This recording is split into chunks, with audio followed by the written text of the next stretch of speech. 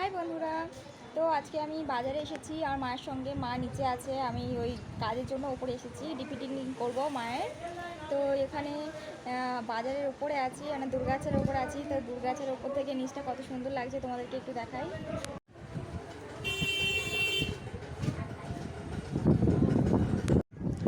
তো এটা হচ্ছে বাজারের মাঝখানে রোড, আর এগুলো হচ্ছে সবজি। সবজি বলতে আদা রসুন বিক্রি করে এখানে, অনেক জামা কাপড়ও বিক্রি করে। আমি এই যে সামনে দোকানটা দেখতে পাচ্ছ, এখান থেকে যখন স্কুলে পড়তাম তখন জিনিসপত্র কিনতাম।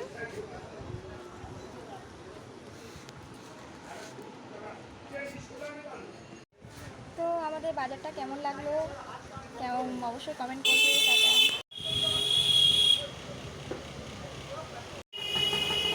আজকে হঠাৎ করেই বাজারে চলে এসেছি, আমি একটু দরকার পড়েছিল।